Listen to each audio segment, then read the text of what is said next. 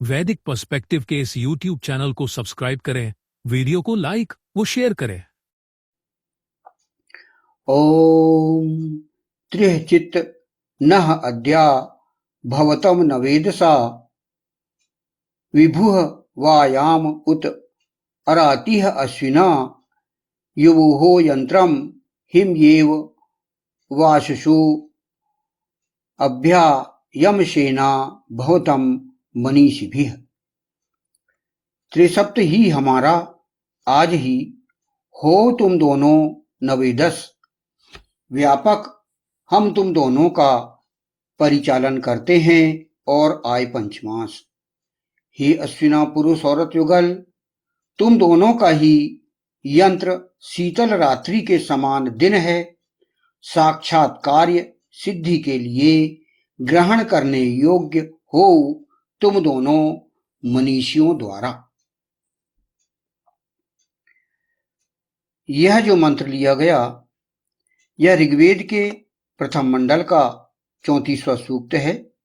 उसमें भी कहा गया है कि यथेमाम वाचम कल्याणी मावदानी जनेभ्यः ब्रह्म राजानाभ्याग्वांग शूद्राय च आर्याय च स्वाय चारणाय प्रियो देवानां दक्षिणायै धातुरिः भूय समयम मे कामः समृद्धताम उपमादो नमतु। इसका हिंदी अनुवाद है, यथावत इस वाणी को, कल्याणकारिणी को भली भांति मैं बोलता हूं जनों के लिए,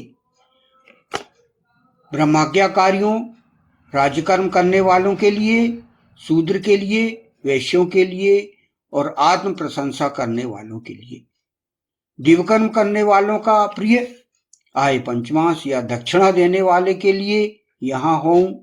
यह मेरा काम है, दोनों समृद्ध हों, सामीप्य पूर्वक मादकता पूर्वक नमन करें।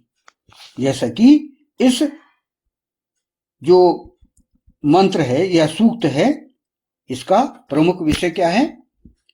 अश्विना पुरुष औरत युगल। तो ये दंपति को बोला गया है और यह जो व्यवस्था दी गई है एक दंपति को दी गई है।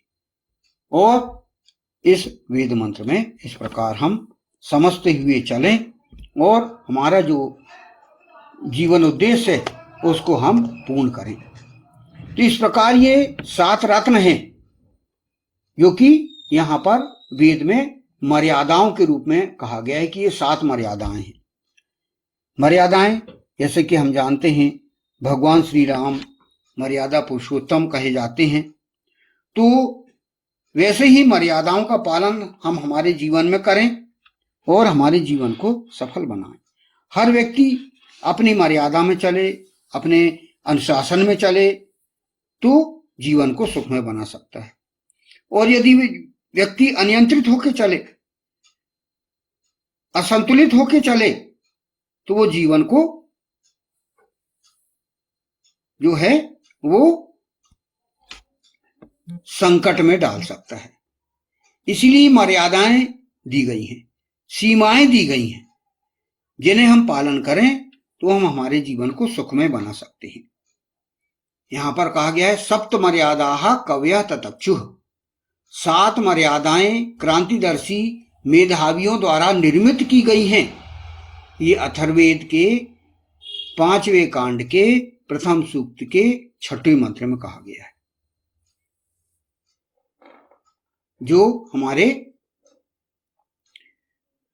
7 जो मर्यादाएं हैं, यह क्रम यहां पर दिया गया है।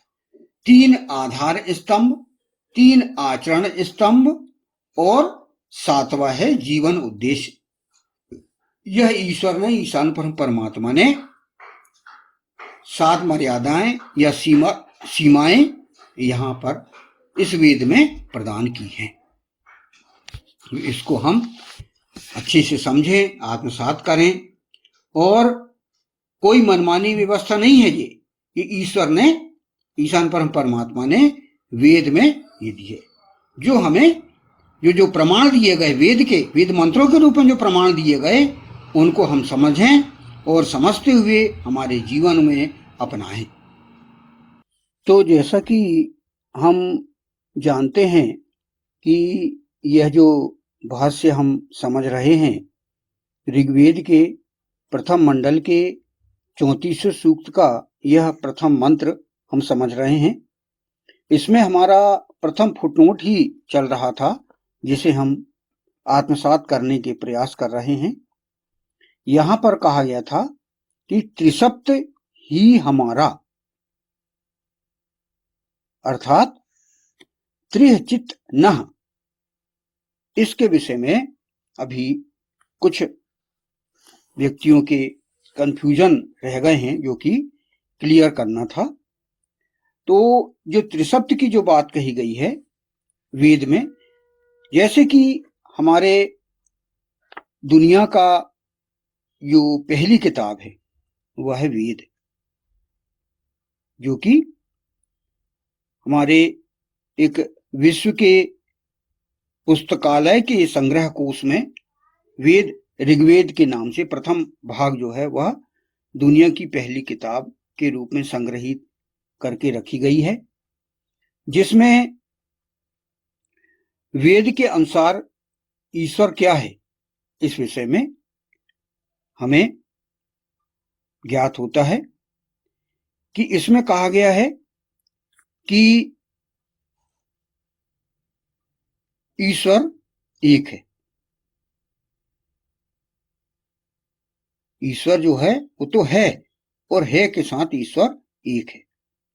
उसमें ये कहा गया है कि वेद में आया है न तस्य प्रतिमा अस्ति यस्य नाम महद्दसः, तो उसकी क्योंकि प्रतिमा भी नहीं है, वो महान यश वाला है। तो वेद के अंतर्गत ईश्वर के विषय में यहाँ पर बहुत सी सुलझी हुई बात यहाँ पर कही गई है, और जिसका अंश भी हम अविनाशी के रूप में ईश्वर अंश जीव अविनाशी कहा गया है।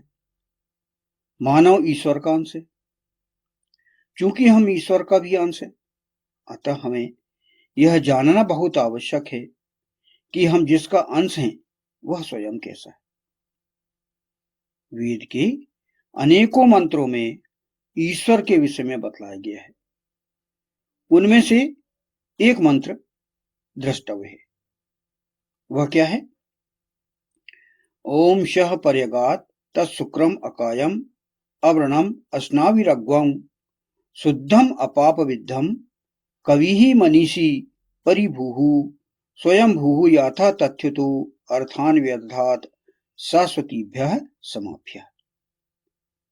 इसका हिंदी अनुवाद है, वह सर्वोपलब्ध, शुभ्र, शरीरहीन, घावहीन, स्नायुहीन, शुद्ध, पाप जिसे वेद नहीं सकता, कवि, मनीषी, सर्वव्याप्त, स्वयंभू ने शाश्वत प्रजाओं, शाश्वत कालों के लिए तथ्यानुसार जीवन मूल्यों का विधान किया। यजुर्वेद अध्याय 40 मंत्र 8, इसका यहां पर उदाहरण लिया गया। अब इसमें ईश्वर के अर्थात जो सृष्टि का सम्राट है उसकी 11 विशेषताएं बताई गई हैं कि इस सृष्टि का सम्राट कैसा है। ये वेद में ही बताया गया। उस सृष्टि के सम्राट ने यजुर्वेद में भी अपने विषय में बताया है, जिसको कि हम पॉइंट वाइज हम इसको समझें ताकि हमारा मन मस्तिष्क क्लियर हो, हम उस ईश्वर की महत्ता को समझें, ताकि जो कि हमारा रक्षक है और हमारे सृष्टि को संचालन कर रहा है, वो इस दुनिया का राजा है, वो इस सृष्टि का सम्राट है। तो यहां पर वो कहा गया है, उसकी पहली विशेषता है वह सर्वोपलब्ध है, उसे इस सृष्टि में सर्वत्र पाया जा सकता है। हर जगह इस दुनिया में हम उसको प्राप्त कर सकते हैं। इस सृष्टि में कहीं कोई ऐसी जगह नहीं है जहां ईश्वर नहीं पाया जाता, वह हर समय हर जगह उपलब्ध है। यानी आया है सह पर्यगात, वही है कि वह सर्वोपलब्ध है। यह है उसकी पहली विशेषता।